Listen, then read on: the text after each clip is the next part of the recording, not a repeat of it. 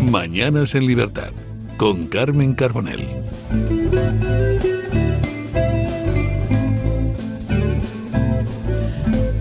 Ocho y 33 minutos, 7 y 33 minutos en las Islas Canarias. Estamos aquí comentando cosas interesantes. Don Javier Venegas, muy buenos días. Muy buenos días. Y don Asís Timmermans, buenos días. Muy buenos días, muy buenas. Estamos hablando de cosas interesantes fuera de la actualidad política, porque ayer le estoy contando a don Asís y a don Javier que tuve el privilegio de acudir a la Fundación Universitaria Española. Me invitó doña Carmen Álvarez Vela, a la que le saludamos cariñosamente desde estos micrófonos. Y la verdad es que es un auténtico privilegio. Poca gente conoce la Fundación Universitaria Española. La verdad es que tienen un auténtico, archivo, tienen patrimonio inmobiliario porque el edificio es maravilloso, pero el verdadero patrimonio es el intelectual que conserva entre sus muros. Tienen, un archivo increíble, entre otras muchas cosas tienen, es que me podría poner a citar He oído hablar de ella. ¿Ha oído usted hablar de ella? Hablar de ella, sí. Tiene, aparte de que es una maravilla de edificio, tiene una biblioteca de más de 110.000 títulos y 140.000 volúmenes. Y tiene, desde el archivo de Campomanes hasta por ejemplo, el de la Segunda República en el exilio. Estuve hablando con Mabel, que es la responsable precisamente la responsable de la biblioteca, y la verdad es que me estuvo enseñando una serie de curiosidades sí. Qué maravilla. Y por ejemplo tenemos no el archivo, tenemos legajos de Rafael Rodríguez Moñino, que era uno de los bibliófilos más importantes del siglo XX y que es muy vamos a hacer y luego aparte de eso hay una actividad intelectual y en áreas desde historia, pedagogía, filosofía, teología, y además acogemos eventos de un nivel académico altísimo, sí. Qué importante es el pensamiento en nuestro país, ¿verdad? Que a veces vemos a los políticos tan alejados de la intelectualidad, en fin, o que se quedan en otros planos que son sumamente preocupantes, ¿no? Hay que pensar, hay que pensar, ¿verdad? Hay un esfuerzo, hay que hacer un esfuerzo por pensar. En el caso de Javier Venegas, él tiene que hacer esfuerzo por no pensar, porque si no consigue. Es que es verdad, a través de Disidencia, por ejemplo, a través de las columnas en The Objective, el problema de Javier Venegas es todo lo contrario. Hay que apagar, ¿no?, el cerebro. Bueno, yo me acuerdo que dije aquello de está de moda pensar o pensar está de moda, y hubo alguna serie de burlas, ¿no? Es decir, ¿estás seguro de que pensar está? Yo creo que sí, se piensa. Lo que pasa es que hablan los que no piensan. Hablan mucho los que no piensan, o los que van a otras cosas que no es la cuestión de inteligencia. No, es que eso pasa mucho. Tenemos un montón de temas de actualidad encima de la mesa. Fíjense ustedes, han venido en un viernes en el que está pendiente la declaración de Begoña Gómez. En los tribunales tiene que acudir a las 10 de la mañana y creo que no la vamos a ver porque va a entrar en un coche y por el garaje. Tenemos encima de la mesa esos resultados del Reino Unido, que no sé si les ha sorprendido o no, me da la sensación de que no, pero vamos a analizar ese tema. Tenemos también pendiente la segunda vuelta de esas elecciones legislativas en Francia, que va a dar bastante que hablar, a ver cuáles son los resultados, pero sobre todo en España yo quería poner encima de la mesa el tema de la inmigración, que es algo que es sumamente preocupante para nuestro país. Saben ustedes que Vox durante mucho tiempo había demandado la presencia del ejército en las fronteras, pues para evitar, por ejemplo, que llegaran un montón de pateras, que en fin frenaran pues esos flujos migratorios directamente desde los países de origen, algo que había sido muy criticado, y de repente el Partido Popular ha decidido adoptar como suya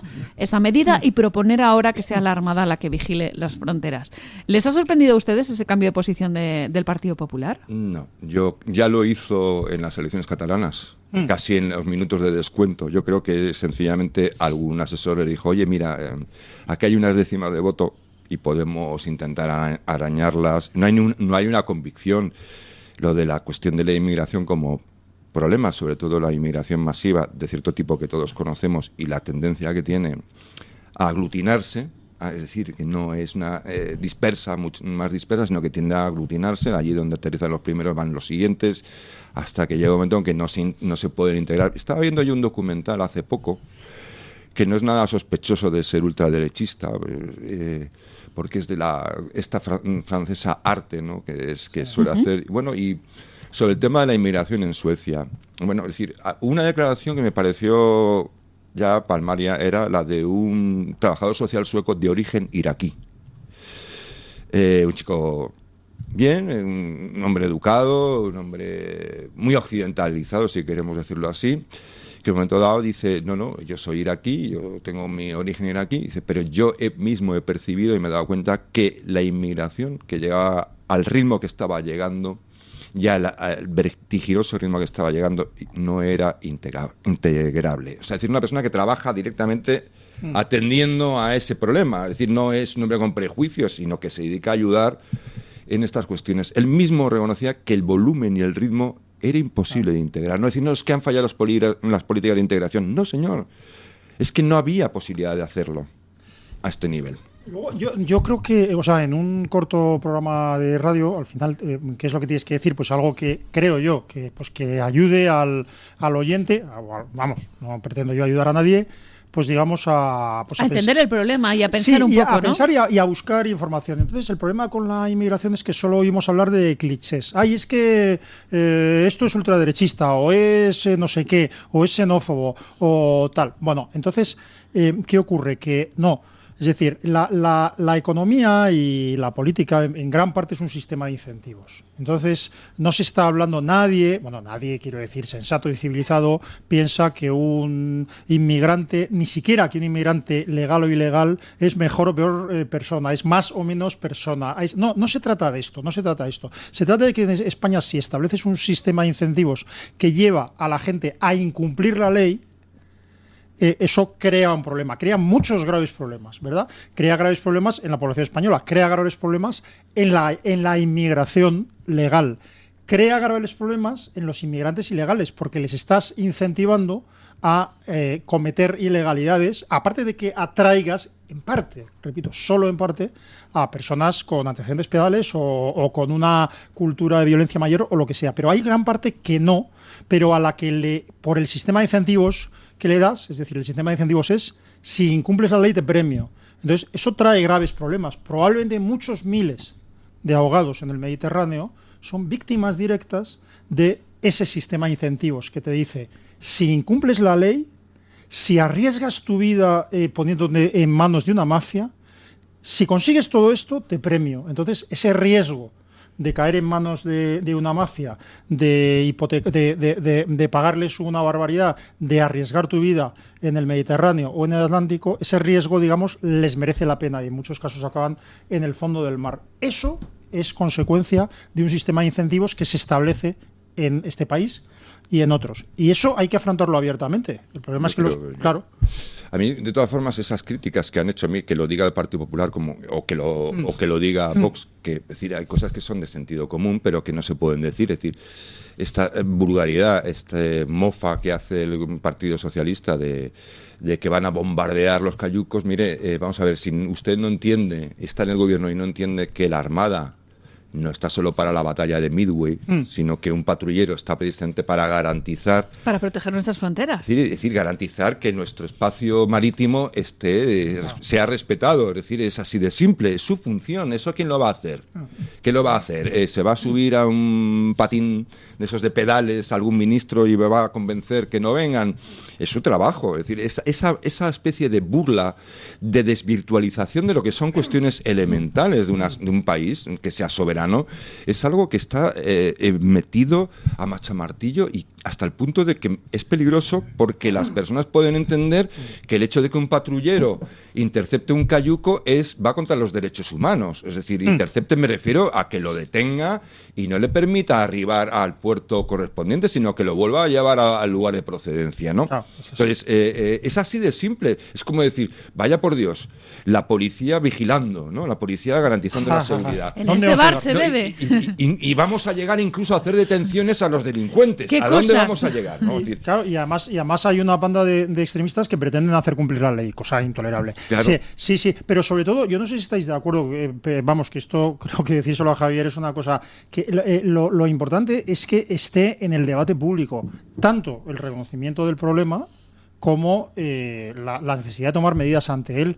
Es decir, o sea, quien dice, con esta polémica que hay en los medios sobre si en las noticias se habla de la nacionalidad o no del agresor o del violador, etcétera. Esto es una cosa que, como decía Suárez, a nivel de calle, perdón, está superada. Es decir, colombianos o los marroquíes no tienen ninguna intención, que viven entre nosotros, no tienen ninguna intención de que se oculte el origen de los delincuentes cuando son de su propia nacionalidad, porque ahí lo que estás creando, si no, es una animadversión hacia todos los marroquíes o hacia todos los colombianos. No se trata de eso, se trata de reconocer un problema. Hay una inmigración ilegal, hay una parte de la inmigración ilegal que fomenta, que está asociada desde luego con un mayor nivel de delincuencia. Son datos irrebatibles. Entonces, si quieres ocultarlo, lo que crearás será xenofobia. No, hay que afrontarlo. Yo tengo amigos colombianos y venezolanos y también trato con algunos marroquíes, no tengo un amigo personal marroquí, etc. Quiero decir, la gente fundamentalmente son personas que intentan progresar, que tienen una familia, que etcétera, ¿verdad? No, bien, eso lo piensa cualquier persona que seamos partidarios de afrontar el problema de la inmigración ilegal. Cualquier persona. Y ya está. Entonces, si no hay debate público, si cualquier cosa que dices en este tema se responde por parte del que tienes enfrente diciendo eres un xenófobo, eso es xenofobia, no se puede criminalizar, no, si no criminalizo a nadie, vamos a afrontar un problema. No sé si se puede aquí citar otros medios. Hay un programa yo no lo veo nunca, aunque he visto alguna vez a su protagonista, el de Iker Jiménez, Horizonte. Que el otro día yo no lo vi en el programa, pues sacó las cifras sobre los datos de delincuencia en relación con la población inmigrante, que no sé si estaban desglosados por inmigración ilegal, por nacionalidades, no lo sé. Creo que no se comenta. Iker Jiménez es gitano. Es de origen gitano. Sí, quiero decir que no me parece algo relevante, pero quiero decir que, claro, hay clichés sobre el pueblo gitano, es decir, él no los utiliza porque es que todos, antes de ser... ¿sabes? Que Jiménez es una de las expresiones, entonces yo no lo sabía tampoco, sí, de lo importante que es el concepto de libertad en el sentido individual. Efectivamente. Y en el sentido de que me es igual lo que tú seas en aspectos que son particulares o de origen, o que tú no puedes escoger, o tu preferencia sexual. Precisamente la libertad consiste, y la sociedad abierta en el buen sentido del término, consiste en que esas diferencias desaparezcan.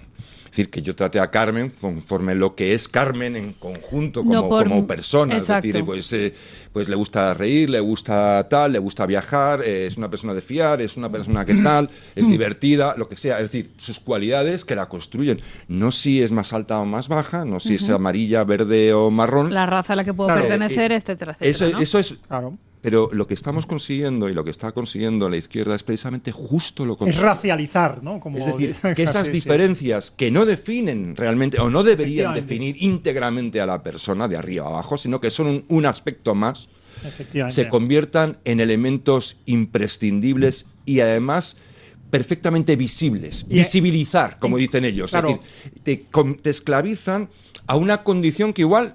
Además, no puedes escoger, porque uno no elige dónde nace. Claro, crear colectivos. Es decir, o no elige su raza o su etnia. Entonces, esto es fundamental. Pero dicho esto, hay un aspecto que me gustaría decir mucho sobre la inmigración ilegal, o el aluvión, vamos a decirlo así. Es decir, el problema de la inmigración no es la inmigración en sí. A veces es por el tipo de inmigración. Vamos a ver, imaginemos una persona ya que no tiene 6 años, sino que tiene 18, 20 o más años, que viene de un lugar en el que la vida es dura, es difícil, y donde, por lo tanto, para sobrevivir, y donde hay una carencia, digamos, de ley o de presencia de la autoridad per se, ¿no? Es decir, sino que es un poco búscate la vida, que lleva toda su vida y se ha educado en la supervivencia, es decir, en tener incluso que hacer cosas que aquí serían delito o no serían aceptadas, pero que allí es, digamos, una cosa cotidiana porque es una cosa que hacen para sobrevivir. Está educado en eso, está educado en una serie de conductas que ha interiorizado, que no es decir, que es difícil ya que lo vean como raro.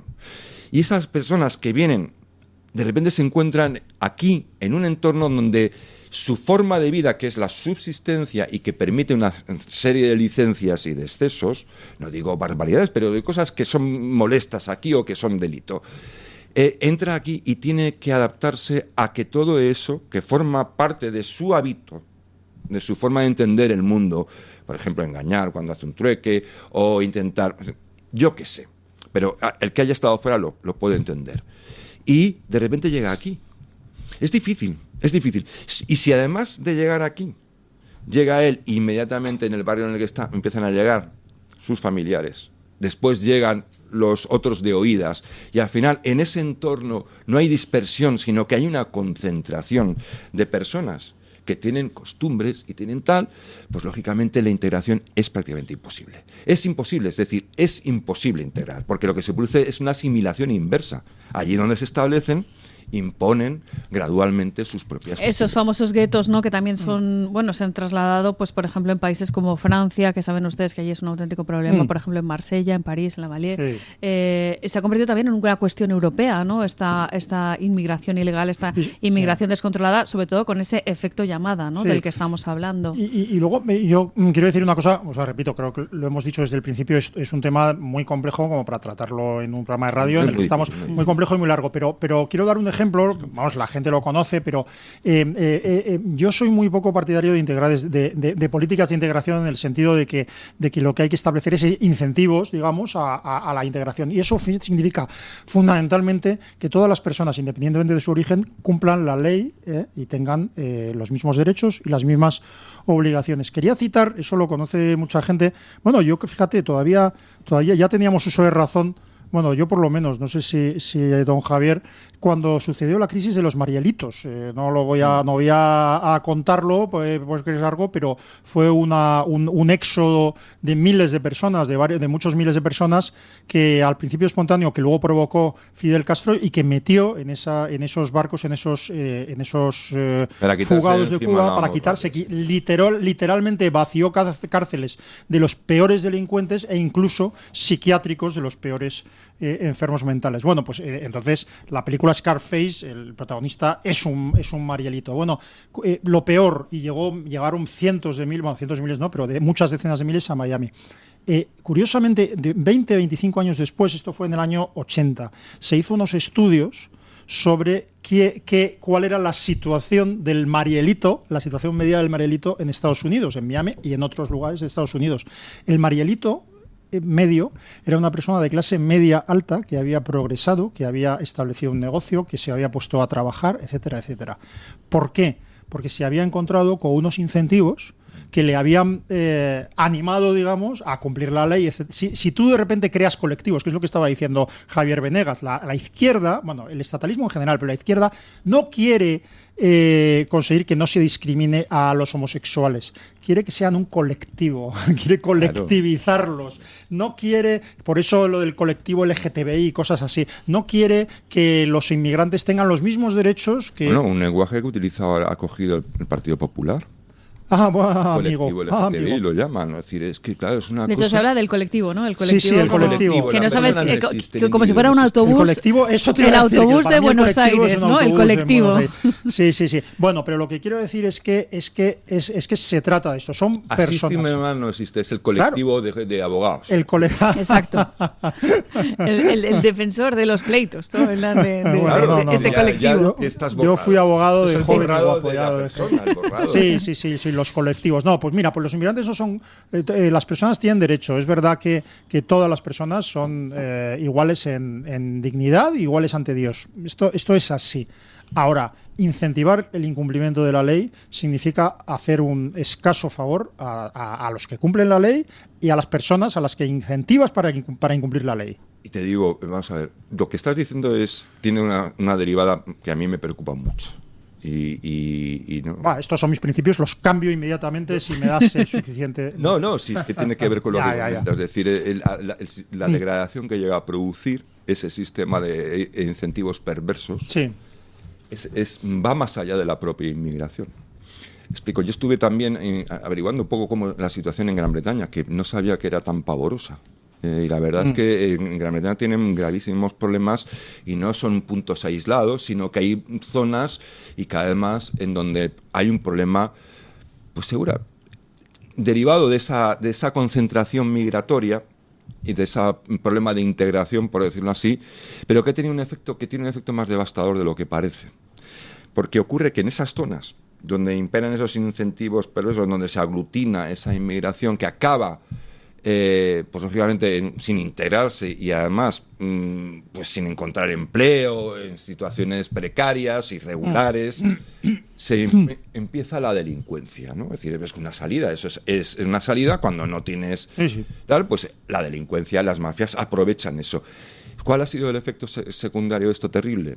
Pues que esa delincuencia no solo abarca ya a los inmigrantes, sino que arrastra a los locales. Es decir, la degradación del entorno delictivo y los incentivos que genera ese trabajo de ser delincuente, de ese efecto arrastre, no solo hace que sean delincuentes los inmigrantes, sino que los locales que no eran delincuentes o los jóvenes que no iban a ser delincuentes también acaben sumidos dentro de esas mafias. Es decir, lo que hace es degradar completamente todo el entorno, no solo a los que vienen de fuera, a los forasteros o a los de segunda generación, sino a los locales que no, en circunstancias normales, nunca habrían acabado en la delincuencia o las mafias. Tiene un problema gravísimo. Sí, y luego, Javier, vamos, si me permitís, no es por cambiar de tema, pero el elefante en la habitación, no sé, este programa se ve encima, hay cámaras. Sí, ¿no? sí. ¿Me está viendo alguien? Sí, le están viendo. Ostras, qué horror. Todas las personas que le siguen por el Toro Televisión, que no son pocas. Dios mío. Bien, pues el elefante en la habitación, mira, ahí hay un elefante, se llama islamismo. Ni siquiera se llama islamismo radical, se llama islamismo. Es un elefante que en España todavía tiene un tamaño moderado. En Francia no. Es decir, de hecho, con cualquier francés que hables aquí en España, de izquierdas o de derechas, etcétera, sabe que hay un problema que marca todo, que es el auge del islamismo en Francia. Yo he citado alguna vez ya siempre...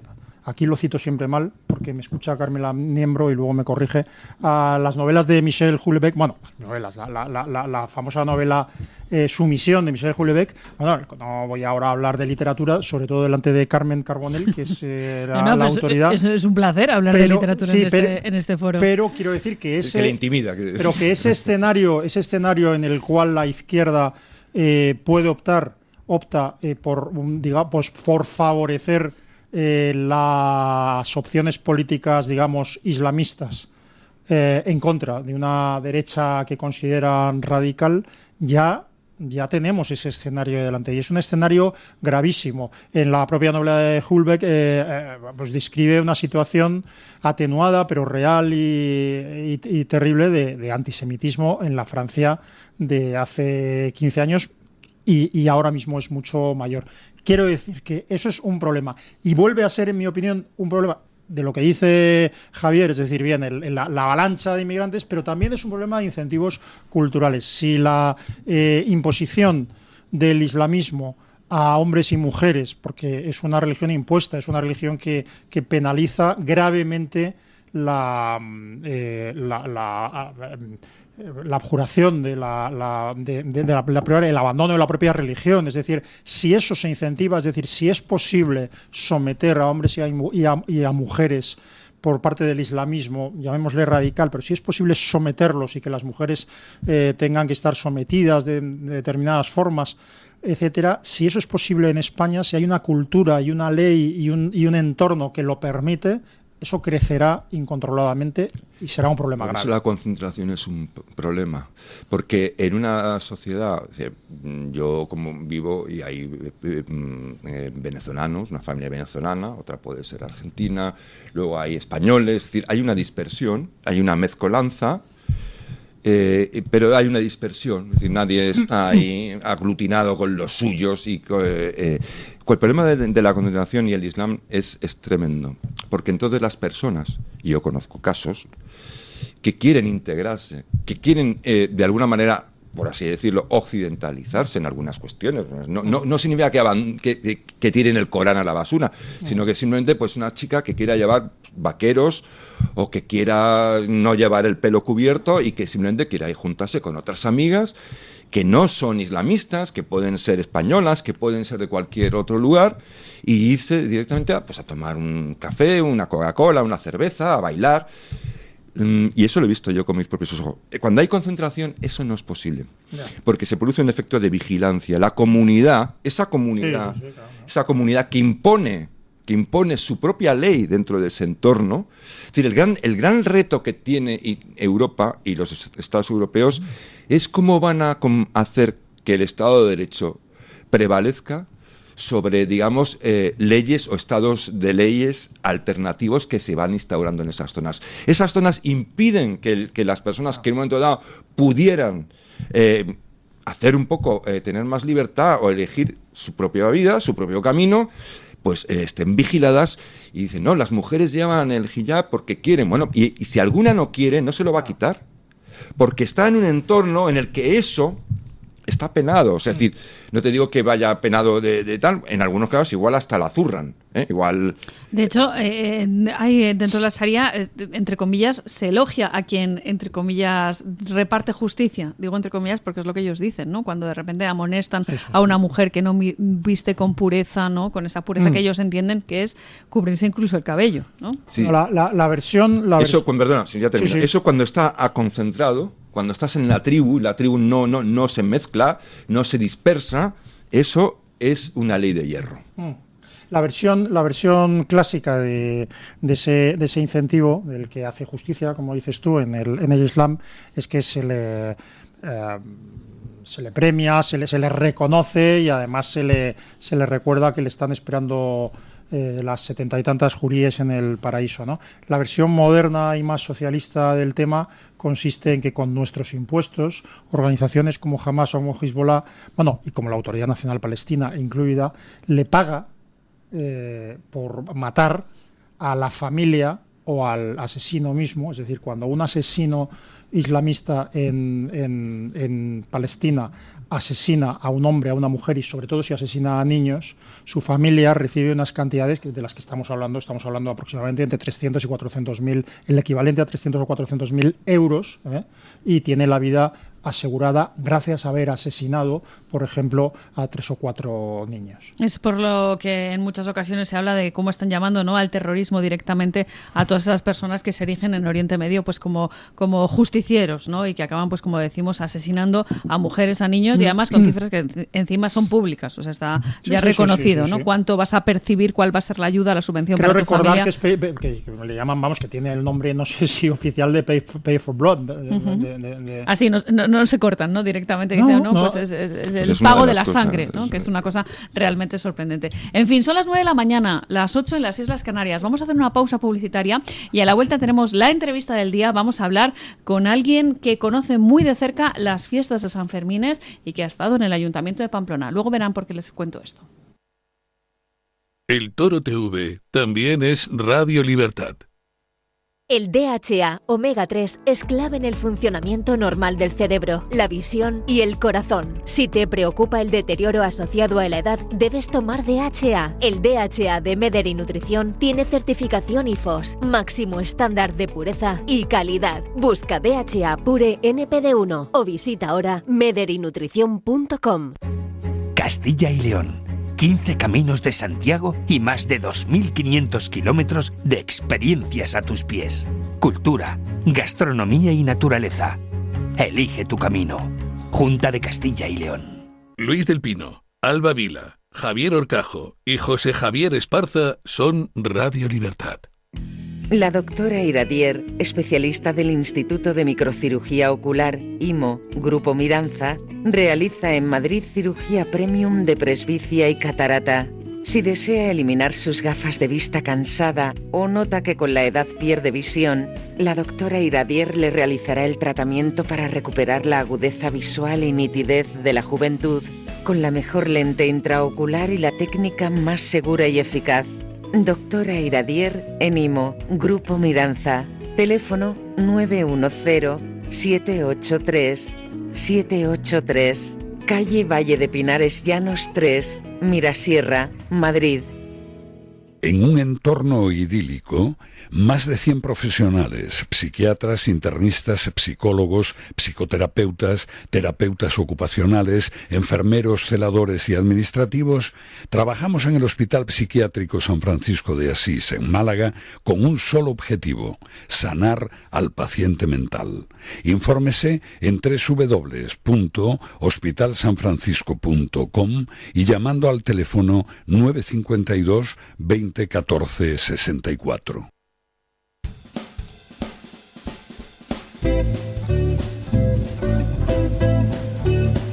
Mañanas en Libertad, con Carmen Carbonell.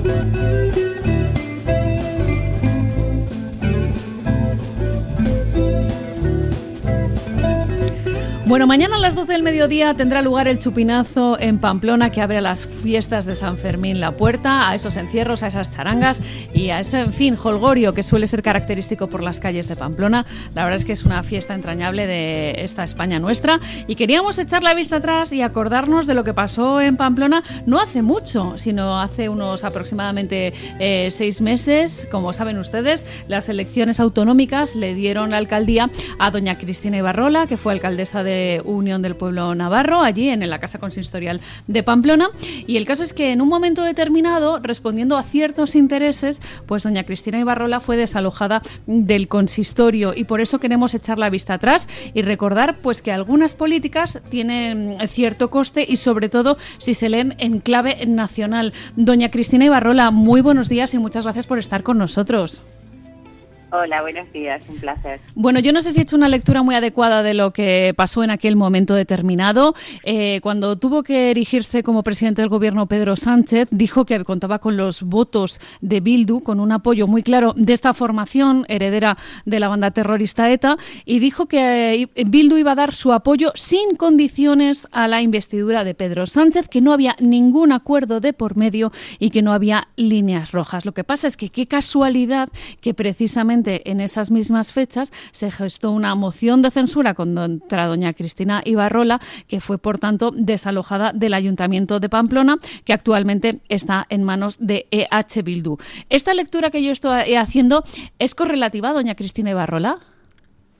Bueno, es una lectura correcta, es decir, yo creo que ya a estas alturas todas las españolas sabemos exactamente qué es lo que ocurrió. El pacto de Pedro Sánchez con EH Bildu nunca lo hemos visto porque no se ha contado, y bueno, pues un juguete, un premio que quería EH Bildu sí o sí para construir esa nación que ellos llaman Euskal Herria, y que desde luego la mayoría de los navarros no está de acuerdo, pues era el Ayuntamiento de Pamplona. No pidieron otro, pidieron Pamplona. Y a mí me parece triste pensar que un partido socialista pueda utilizar como moneda de cambio, a cambio de un puñado de votos, cualquier cosa, ¿no? Ha utilizado la amnistía, ha utilizado Pamplona y utiliza cualquier cosa. Creo que es malo para los ciudadanos, creo que es malo para todos. Este pacto oculto ha sido reconocido por dirigentes de partidos políticos que han formado parte de esto, claro que en privado, y yo creo que queda poco por descubrir aquí. Los ciudadanos serán los que luego tendrán que elegir si hacer política desde la mentira, desde la traición, pues bueno, pues es lo que queremos o no. En todo caso, Pamplona lamentablemente hoy tiene un alcalde de EH Bildu que para el Partido Socialista y para el PNV, que formaban parte de alguna manera de este acuerdo en Pamplona, pues es retroceso, es imposición, y es lo que no quieren ni poco ni mucho para el País Vasco. Sí para Navarra, sí para Pamplona. Es que además fue una manera de entregar directamente, ¿no?, la alcaldía a los herederos de la banda terrorista ETA. Sí que es verdad que el Partido Socialista sabía que el pactar con EH Bildu iba a suponer un daño muy grave en su imagen, y por eso se esmeraron en no dejar rastro de ningún acuerdo, ¿no?, de cara a la investidura de Pedro Sánchez. Bueno, sí, ahora hace mucho tiempo que sabemos la verdad. Esta misma semana, en una entrevista en un medio local aquí de Uxue Barkos, la presidenta de Geroabay, ella misma reconoce que el Partido Socialista prefirió no hacer esto el día 17 de junio del 2023, porque a Pedro Sánchez, en una palabra, y esto ya es mío, le perjudicaba para ser elegido presidente del Gobierno de España, y prefirió, y lo reconoce ella, otro camino, un camino de un acuerdo con EH Bildu para después imponer lo que tenía que dar a cambio de que Pedro Sánchez tuviera los votos de EH Bildu, pues a través de una moción de censura además basada en la mentira, en la calumnia. Dicen, es una herramienta democrática. Claro que es una herramienta democrática, vale, pero está pensada desde luego para otra cosa, y en todo caso hay que dar la cara, y a la gente hay que decirle la verdad. Yo he pactado con EH Bildu a cambio de un puñado de votos para mantenerme como presidente, también María Chiveta como presidenta del Gobierno de Navarra, y bueno, y no me importa entregar Pamplona o cualquier otra cosa. ¿En qué lugar se quedan los ciudadanos pamploneses que ven cómo utilizan el consistorio de su ciudad, ¿no?, como moneda de cambio para una política nacional? Como al final el Partido Socialista de Navarra lo que ha hecho es utilizar ese puesto, el de la Casa Consistorial, para servir a los intereses de Moncloa, ¿no? Sí, bueno, yo creo que EH Bildu es lo que era. EH Bildu no engaña a nadie. EH Bildu sigue siendo imposición, sigue siendo sectarismo, sigue siendo retroceso, sigue siendo lo que era, y con el pasado que tenía. Además, un pasado que se empeñan muchas veces en sus listas electorales o en muchas cosas de no borrar del todo, ¿no? Pero aquí la traición la comete el Partido Socialista de Navarra, que es quien a sus votantes dijo, según dijo su candidata, hoy ministra, mirándoles a la cara, que jamás harían alcalde a Joseba Sidón de EH Bildu, y que no les importa ya mentir, no les importa, no diferencian, yo creo, que la mentira de la verdad, pues les da exactamente igual. Pero lo peligroso, yo creo, no es solamente que hayan vendido Pamplona, sino que cada día en la política municipal de Pamplona se ve que Partido Socialista y EH Bildu son exactamente lo mismo. Hacen todo exactamente igual y todo pactado. Entonces, que el Partido Socialista se haya convertido en una política radical de la izquierda abertzale, que tanto daño ha hecho a esta tierra y que sigue sin tener ningún proyecto de progreso para Navarra, para Pamplona ni para España, excepto sus mismas obsesiones de siempre, pues bueno, a mí me da pena.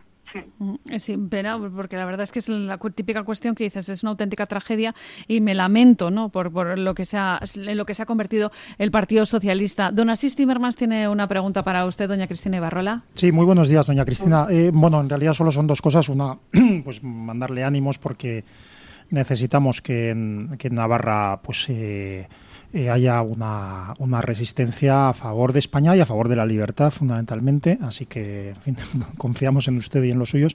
Y en segundo lugar, ¿cómo está siendo, es decir, cómo de decidida y de arrolladora está siendo la imposición de las políticas nacionalistas en Pamplona, en Navarra, por parte de PSOE y de los batasunos?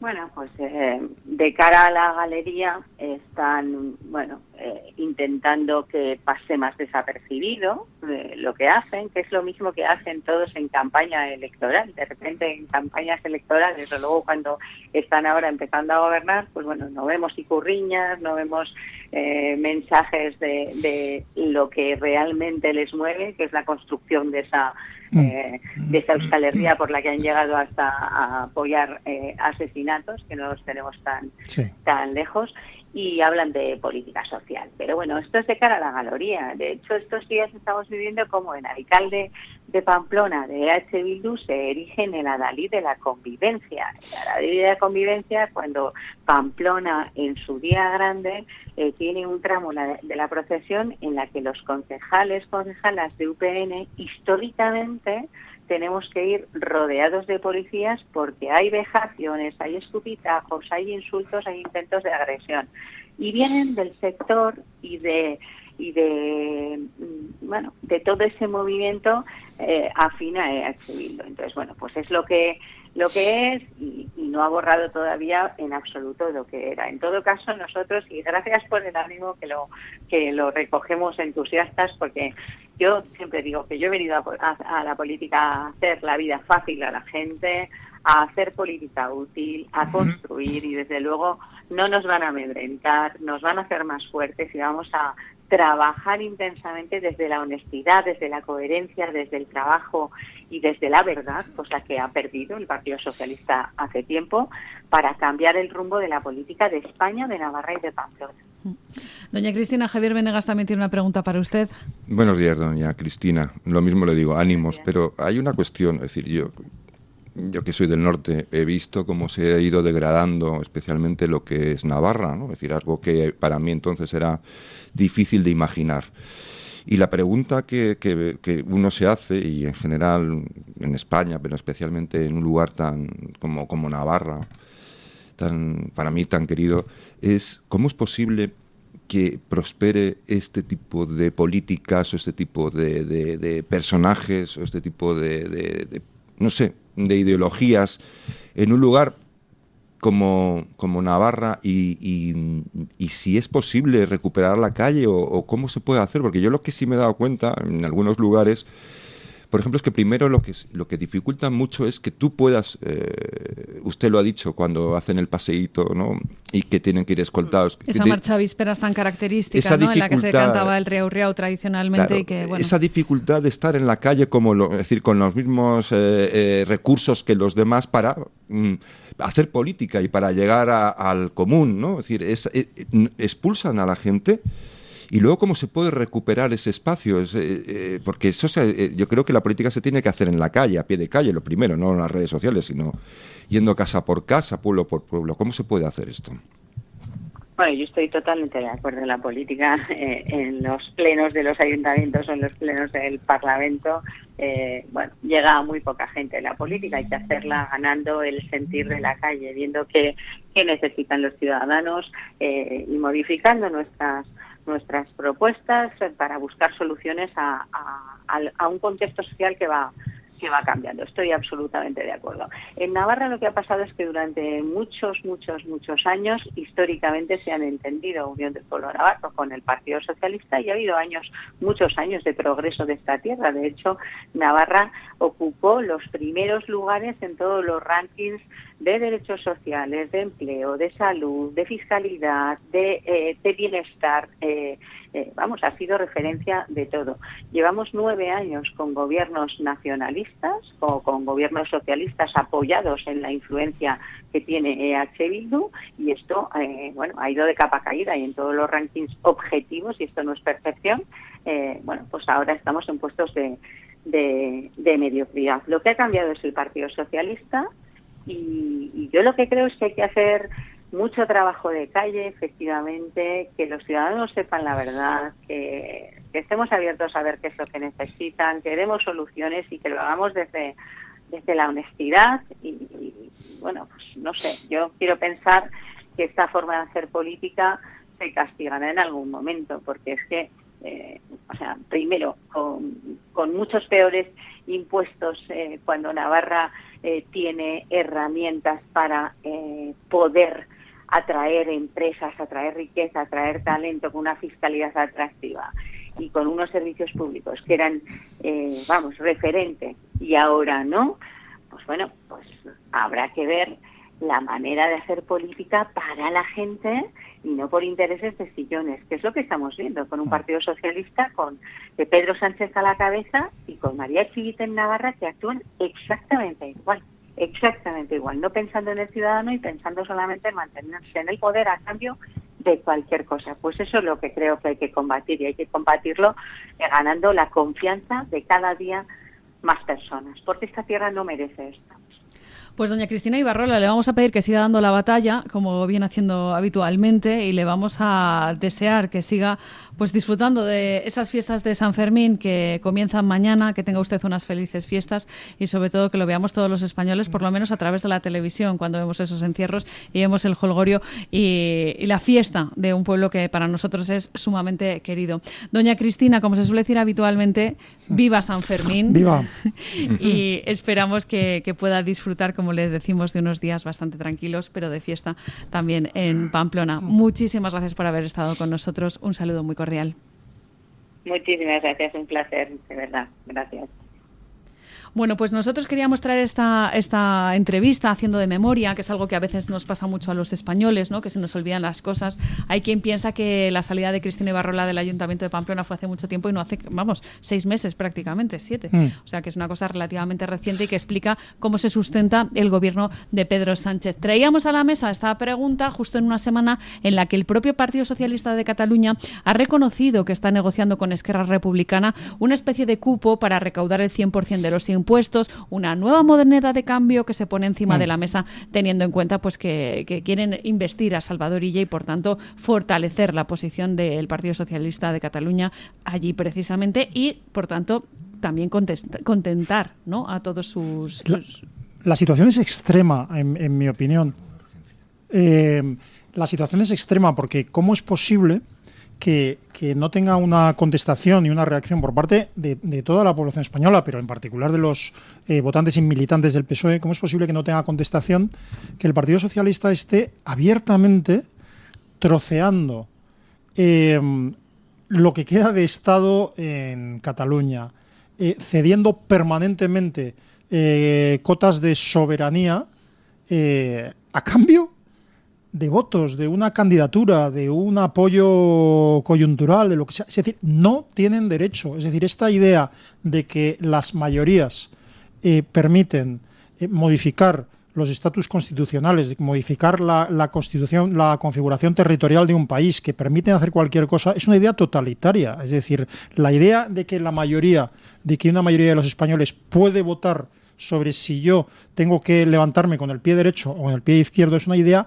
totalitaria. Lo que está haciendo Pedro Sánchez es totalitario. Entonces, a mí me preocupa muchísimo, Carmen, porque la polarización que ha conseguido fundamentalmente el Partido Socialista de la sociedad española, y esa idea impuesta en parte gracias a la inacción de la derecha, esa idea de que el socialismo es bueno per se, ¿sabes? De que los socialistas cuando hacen cosas mal, bueno, es porque se equivocan o dejan de ser socialistas, pero que el socialismo es bueno per se. Es decir, ese maniqueísmo y esa polarización de la sociedad española ha llegado al punto de que un gobierno socialista pueda indultar a unos delincuentes, a unos criminales, a cambio de sus votos. Que pueda redactar el Código Penal con quienes lo incumplen, es decir, abiertamente, que los delincuentes, que los criminales, es como si... Esa ley de amnistía ad hoc, ¿no?, por ejemplo, redactada en Suiza. Sí, estoy hablando previamente, porque la configuración de los delitos, no solo de malversación, sino de otros que cambió el Partido Socialista, fue aceptado por los criminales de Esquerra. Es como si el violador... Acuerda, ¿no? En plan de, oye, ¿cómo se va a juzgar? Sí, como si el violador acuerda con los legisladores, ¿no?, cómo se configura el delito de violación, y dice, bueno, si solo... bueno, iba a decir una barbaridad, me perdonas, pero si solo lo hago un poquito o si lo hago en tal sitio, ¿Hasta dónde, no? ¿Hasta dónde vale? No será delito. Y entonces hay gente que dirá, bueno, no exageré, la violación es más grave. No es más grave. Un golpe de Estado es lo más grave que se puede cometer en un Estado constitucional. Y es lo que sigue sucediendo. También ha sucedido, que es lo que estaba diciendo usted, que a cambio de unos votos se consiga la impunidad de los peores criminales. No estoy hablando de unos señores que han tomado una opción política ilegal, no, de los peores criminales. Es decir, Carles Puigdemont no es solo un nacionalista, un secesionista, es un criminal, es el peor criminal, es la cabecilla de la peor criminalidad que puede haber en un Estado, lo que destruye la ley, lo que destruye el Estado de Derecho, la seguridad jurídica, la democracia, y nos deja al albur de cualquier salvajada, siempre que sea cometido por alguien afecto al poder. Entonces, esto es lo que está sucediendo en España, Carmen. Y sobre todo teniendo en cuenta que se está utilizando pues esa especie de chantaje, ¿no? O me das esto o no hago lo otro. Y de esta manera, lo que están consiguiendo, por ejemplo, los independentistas catalanes es una agencia tributaria catalana que tenga una auténtica potestad, ¿no? Que es una reclamación histórica también de los independentistas catalanes. Ser 100% independientes sobre esos impuestos. La fórmula para disimular, la fórmula que parece ser que se está barajando es un consorcio en la cual haya una participación paritaria de Estado y Generalidad, pero es una forma de crear una administración tributaria autónoma, es decir, separada, distinta de la administración tributaria nacional, de forma que a partir de ahí ya la independización, perdón por el palabra, de la hacienda catalana sea una cuestión de darle un empujoncito hacia un lado. Es muy preocupante, precisamente como en Cataluña quieren recaudar, por así decirlo, sus propios impuestos, el 100%, estamos hablando de la recaudación, es muy importante también el que precisamente administren estos bienes, pero también en cuanto al tratamiento de datos. Yo lo último que querría es que los independentistas catalanes tuvieran información tan particular como puede ser la de Hacienda. Y esto entronca con otra demanda que precisamente esta semana conocimos a través de la información que nos llega del País Vasco, como EH Bildu también quería erigirse como autoridad para pues expedir los carnets como si fuera una nueva DGT. En Cataluña estamos dando la información, los nombres y apellidos, dirección de los niños al sindicato de pederastas. Esto es lo que estamos haciendo. Estamos dando el poder de la hacienda de los impuestos a quienes tienen como objetivo, y ya lo han hecho, el utilizar el dinero recaudado por los impuestos para destruir la nación española y trocear el Estado. Estamos dando el poder de crear leyes a quien han creado ya leyes absolutamente inconstitucionales y salvajes que han intentado convertir, recordemos las leyes de desconexión, que han intentado convertir a los catalanes en extranjeros en su propia tierra. Estamos dando el poder a quienes han utilizado el poder para destruir la nación, para destruir la legalidad, para destruir la Constitución. No basta con negarse a esto, yo no sé qué pensáis, no basta con negarse a esto, hay que revertirlo, hay que eliminar, hay que tomar pasos, por lo menos proponerlos, por lo menos, es decir, Javier, hace solo unos pocos años no se podía hablar de inmigración ilegal sin que te tacharan de fascista, de lo que sea. No se podía hablar de una serie de problemas de los que ahora se habla. Bueno, la necesaria reversión del poder nacionalista, del troceamiento de la nación española, del Estado, de los mecanismos que configuran la libertad y la igualdad de los españoles, esa reversión tiene que producir. Pero así eso se tiene que conseguir porque con el convencimiento de los propios interesados. Es decir, sí, pero los propios interesados están sujetos a una publicidad, o sea, a unos medios públicos, no solo en publicidad, sino en mecanismos de todo tipo que impiden la formación de la voluntad. Pero esto es siempre, la cuestión es, cuando un espacio lo ocupa alguien, es porque tú no lo has ocupado. Es decir, cuando se habla siempre de los medios, del poder de los medios, pero medios no solo... Es decir, ese sistema es un sistema de recompensa, es un sistema de compra de voluntad, es un sistema clientelar, un sistema... Lo sabemos. Y luego el resto es ir pueblo por pueblo. ¿Cómo ha conseguido esto el separatismo catalán? Porque ha ido pueblo por pueblo. ¿Dónde han estado los otros políticos? No han estado yendo pueblo por pueblo. Sí, pero cuando han estado se les ha vendido desde Madrid. Eso son ya decir, ¿por qué no han estado? ¿Por qué no se les deja estar? Porque tal. Pero la cuestión es simplemente analizar el problema. Es decir, la política, lo estábamos hablando antes con el caso de Navarra. Hay una creencia en el poder de las redes sociales, en el poder de los nuevos medios de comunicación, sí, pero porque hay porque hay que estar ahí, pero la política en este caso está en los lugares. Es decir, si tú quieres convencer a los catalanes que, pues tienen una serie de ideas que les han metido en la cabeza, porque han ido a visitarlos y a venderles esa moto, y a hacer una fiesta, y a hacer una especie de show, y a regalar cosas, y a decir lo guapo que son, y tal. Y tú, no digo que tengas que hacer lo mismo, pero tú no has estado allí.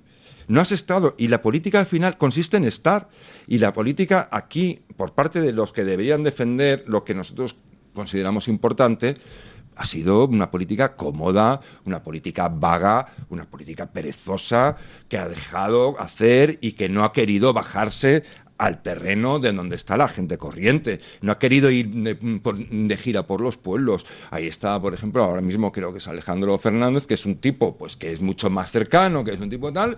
Oye, y que el hombre pues intenta hacer precisamente ese tipo de política, de moverse. Bueno, ya están diciendo que ya le están poniendo en cuestión, ya lo han rodeado de una guardia de corps. Claro, le están poniendo en cuestión, repito, no quiero ser pesado, pero le están poniendo en cuestión desde Madrid. Sí, desde Madrid. Es decir, están diciendo que, claro, es que es un tipo, primero, que no gestiona bien. Bueno, pues no es tan sencillo. Le pones un gerente. Le pones un gerente y asunto resuelto, pues que gestione. Es decir, anda que no habrá gente ahí dispuesta a hacer cosas. Y luego, pues que tiene que entender también otras sensibilidades. No, señor. Si precisamente el éxito de este hombre es atender las sensibilidades que tiene que atender. Claro. Y que han sido desatendidas.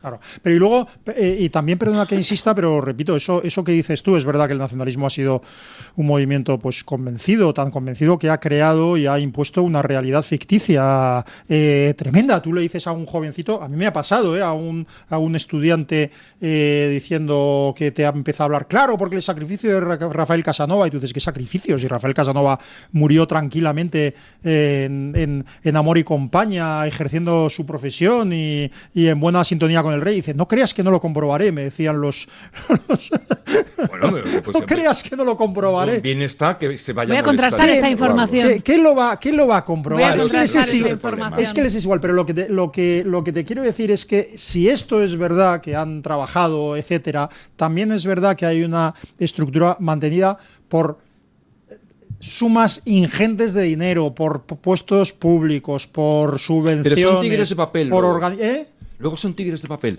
Es decir, son tigres de papel si se les quita la subvención o el dinero. Y se les quita el dinero. O simplemente para poder quitárselo primero tienes que vencerlos. Es decir, tienes que conseguir.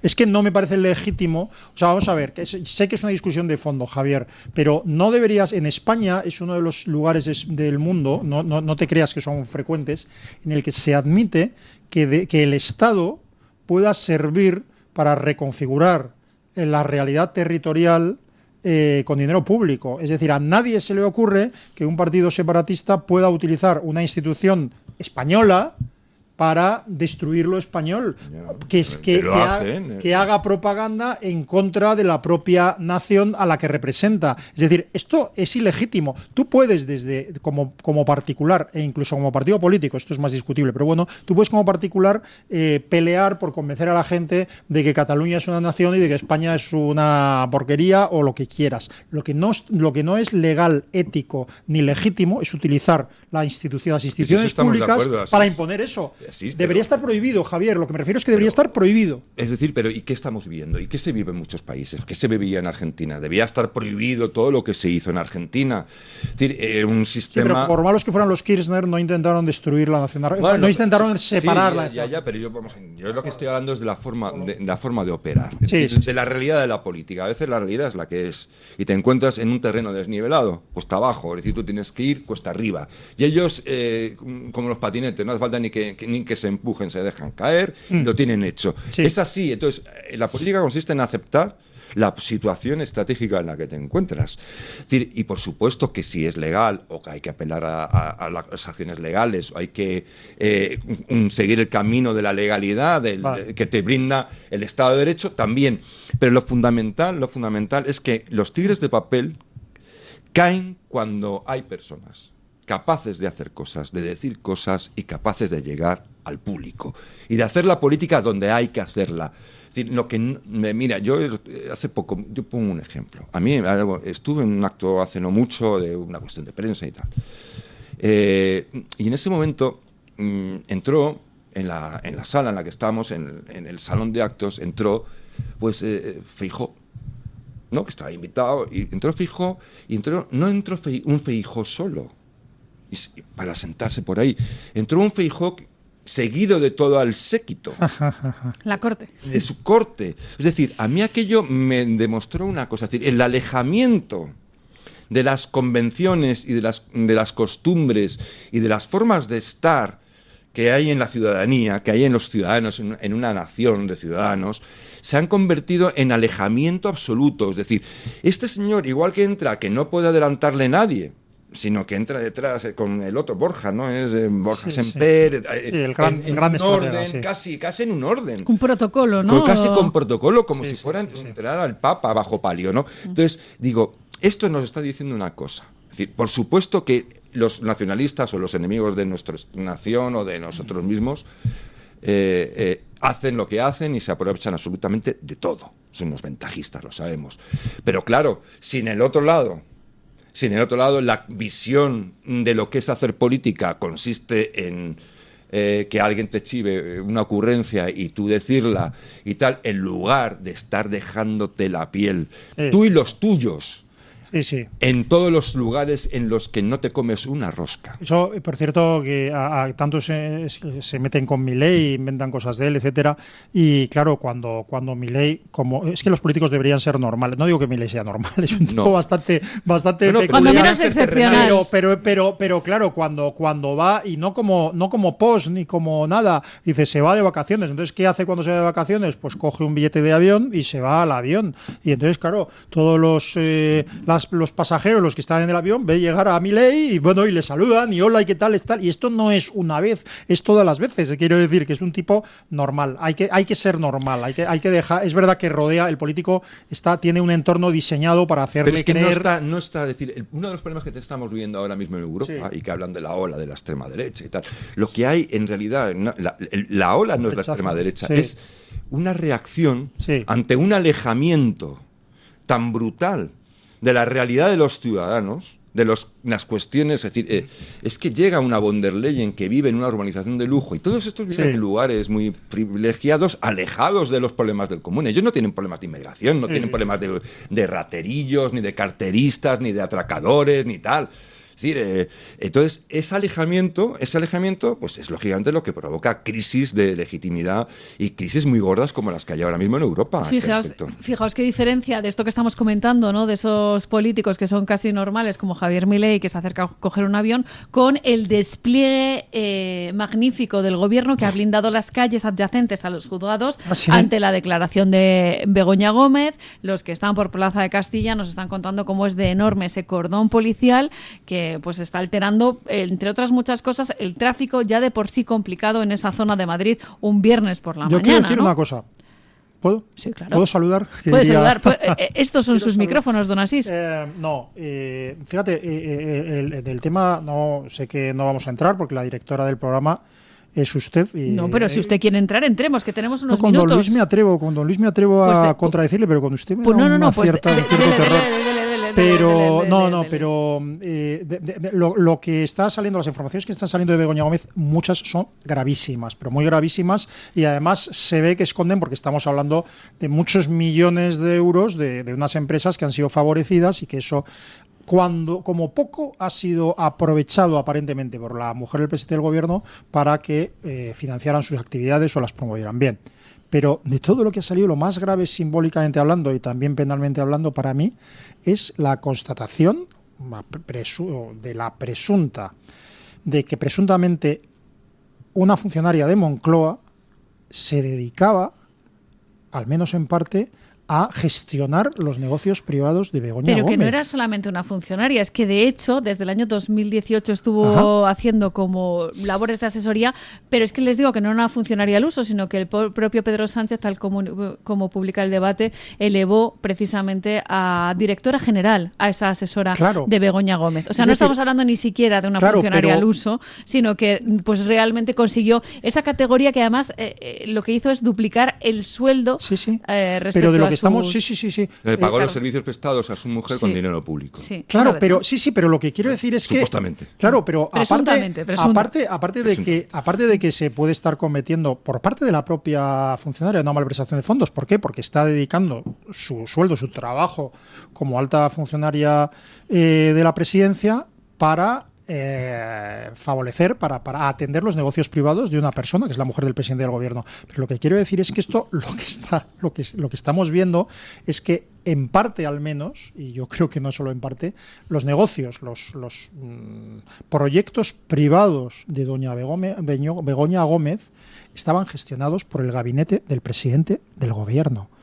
Esto implica directamente, o sea, esto por muchísimo menos que esto, cualquier gobierno en Inglaterra, en Francia, en Dinamarca, cualquier gobierno habría caído ya, solo con que saliera esta noticia. Fíjate, es terrible. Han hecho unas cuantas pírulas los conservadores y mira cómo les ha ido en estas elecciones. Les han dado una patada en el trasero, pero vamos, sideral. Que sí, pero cualquiera de las cosas que ha hecho los conservadores es infinitamente... Es que aquí debería ocurrir esto. Sí. Es decir, evidentemente tendría que haber dimitido este presidente. Sí, pero es un escándalo, escándalo sideral.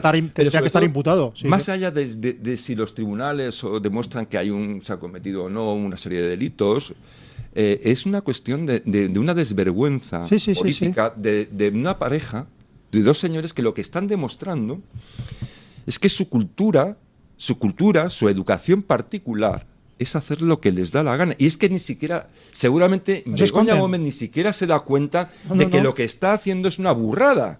Bueno, porque es una educación como aquello de decir, bueno, ya que soy la mujer del presidente, tengo aquí a dos señoras aquí al lado, que me hagan unos recados. Pero en el organigrama, es que no he leído esta mañana la noticia del debate, la leí ayer por la noche. En el organigrama, esta directora general aparece como directora general de los negocios privados de Begoña Gómez. Bueno, ¿Cuál claro, es la titulación?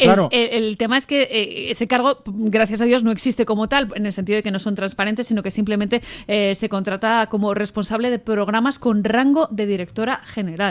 ¿Qué es esto? Pues es un término tan ambiguo como para no entender que es la persona que está directamente asesorando a doña Begoña pero lo Gómez. Que quiero decir es... Sobre todo, tengamos en cuenta que, lo que hemos dicho en muchas ocasiones, tenía la propia Begoña Gómez posibilidad de tener este tipo de no sé, capacidades como para llevar a cabo todas estas iniciativas individualmente, o realmente ha sido una persona al servicio de otros intereses, ¿no? Esta es la duda. ¿Realmente actuaba de manera individual? Claro, pero no sé si total o parcialmente, pero lo que quiero decir es que el simple hecho de que vamos a ver, la mujer del presidente del gobierno no tiene un estatus particular, pero sí tiene de vez en cuando unas funciones que tiene que cumplir, es decir, el simple hecho de acompañar al presidente del gobierno en algunos actos protocolarios. Eso entiendo que es todo. O sea, yo supongo que Begoña Gómez, si no sabe, o cualquier mujer del presidente del gobierno, o cualquier marido, si la presidenta fuera mujer, puede haber una persona en Moncloa de staff que le diga, no es dedicada a eso, pero que le diga, mire, a una reunión a la que va el presidente del gobierno o a la que va la presidenta, hay que ir de traje corto, de traje largo, o hay que ir de smoking, o hay que ir, yo qué sé, es decir, una asesoría o no hay que protocolaria, hablar, o no hay que hablar, o cuando pasa usted para saludar a los reyes, no tiene que ponerse, no se quede, no se quede ahí para que le saluden a usted. El besamanos no es para todos. Este tipo de cosas. No, pero es que esa es la cuestión fundamental. Fíjate. Aparte de la ideología que puede tener Pedro Sánchez, que sea la ideología del poder por el poder, de progresismo y bla, bla, bla, lo que está demostrando el matrimonio Sánchez es que son personas sin ningún tipo de, no sé cómo decir, de savoir-faire, de respeto a las cuestiones más elementales, que son como animalitos.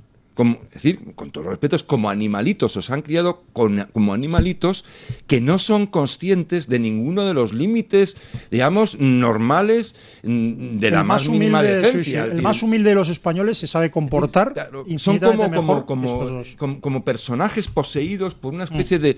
Es como una especie de pareja que allí donde va ella no existe nada más que ellos, es decir, el mundo está para servirlos. Es el centro del mundo. Y ellos dos actúan con esa vehemencia narcisista. Desde el principio. Ególatra. Desde el principio. ¿Recuerdan esas imágenes en que está en no sé qué congreso del PSOE, no sé qué acto de su marido cuando estaba haciéndose de esas maneras con el partido y aparecía detrás Begoña Gómez y hacía el gesto de SMB, ¿no? Sí, viendo, Victoria, ¿no? En plan no sé son lo que tú dices, Javier. Es como una especie de pareja chulipandi que se debe educar en lo es un poco pero sin límites. Un poco un reflejo,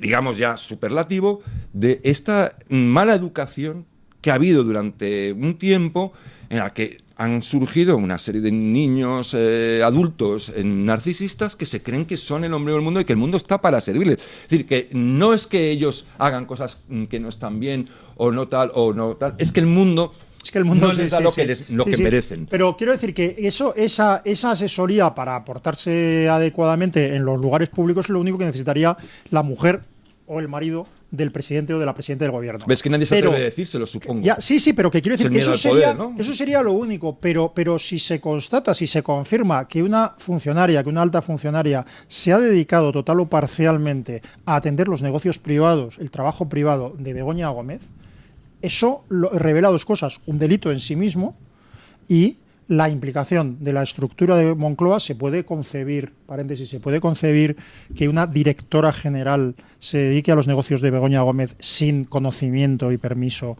del jefe, que es Pedro Sánchez. Una cosa más. O lo que es lo mismo. Una más. Pero eso es una implicación directa, pero absolutamente directa. O sea, si alguien se cachondeaba, perdón por la palabra, de que Ana Amato no supiera si su marido tenía un Jaguar en el garaje, ¿no?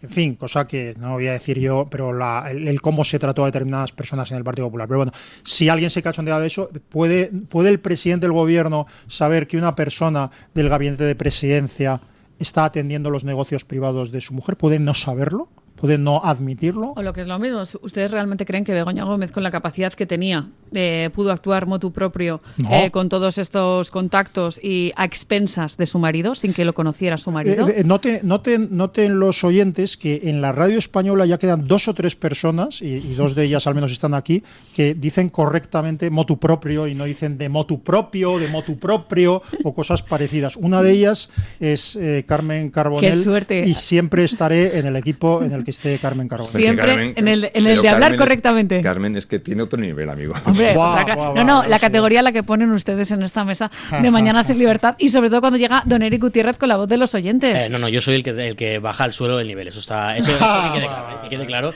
porque ante estos fenómenos yo no aporto poco. Ningún elogio es suficiente. Sigue.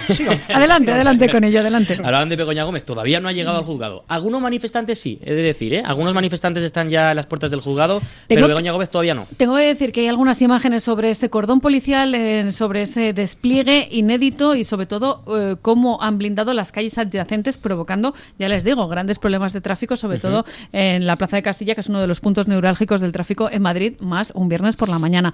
Cosa que no pasó, por ejemplo, en los juzgados de Palma de Mallorca, cuando tuvieron que acudir tanto el duque de Palma, entonces Iñaki Urdangarín, y la infanta Cristina de Borbón, ¿no? Hay clases, ¿no? Es decir, es que eso estamos diciendo, es que creen que todo esto está para servirles a ellos, ¿no? Sí. Es que llega la presidenta. Es que hay la que tener presidenta del gobierno, usando las palabras de Pachi López, efectivamente. Claro, hay que acordonar por si acaso. Vamos a estar muy pendientes, lógicamente, de esa información. Si no la podemos abarcar en nuestro programa por cuestión horaria, pues lógicamente será nuestra compañera Alba Vila en Dando Caños, por supuesto, en redacción abierta en el programa del Gato esta noche. Vamos a seguir, como les decimos, muy de cerca esa cuestión. Pero hoy en la libre encuesta les preguntábamos por Francia.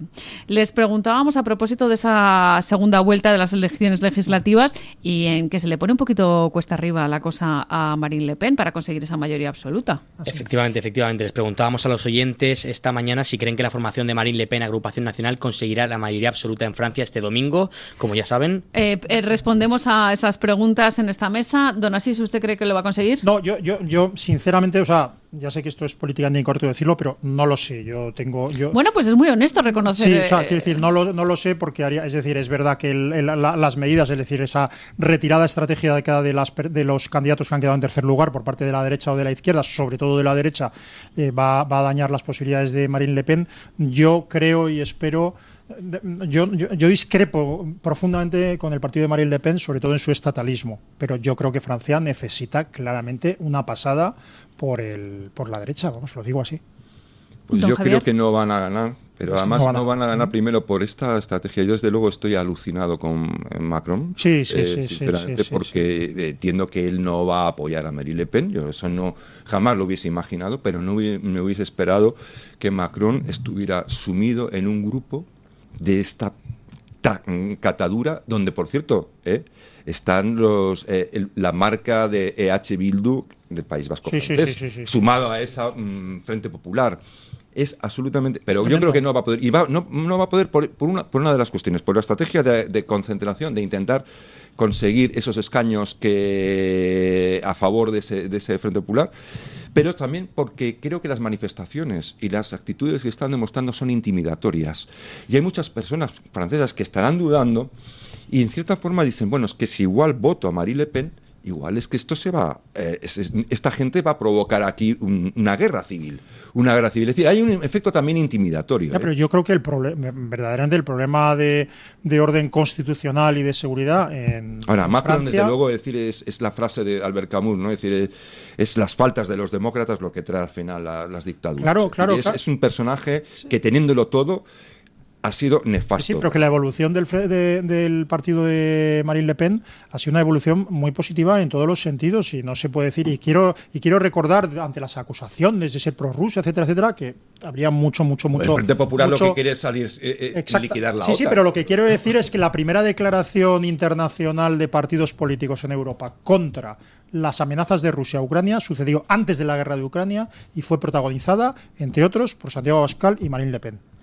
En las redes sociales, don Eric, ¿responden a esa pregunta de la misma manera? Pues los oyentes de Mañana Sin Libertad creen que sí, que va a conseguir esa mayoría absoluta. No sé si es que quieren o que creen, pero bueno, aquí hemos preguntado qué creen. Creen que sí, un 71% de los oyentes que han votado en la libre encuesta creen que sí y un 29% creen que no. Siento que hay bastante no, pero bueno, predomina sí en este caso. Vamos con algunos comentarios que han dejado en redes sociales. Le leo un par. Por ejemplo, nos dice María García: hay tanto necio que tiene comido el coco con que es mejor la extrema izquierda que la derecha, que acabaremos las mujeres llevando hijab y esclavizadas. Parece algo muy lejano, pero Madre yo mía. no lo veo tan lejano. Yo ojalá que no llegue nunca a ese momento. Efectivamente, pienso absolutamente igual. Nos dice también José Manuel Quesada: sí, Macron ha querido hacer un Pedro Sánchez y le va a salir el tiro por la culata. Solo a Pedro Sánchez le sale bien hacer un Pedro Sánchez, porque España es como es, que solo hay un Pedro Sánchez. Gracias a Dios, por otro lado. De todas maneras, no sé, yo me he leído hace poco una historia del socialismo español y verdaderamente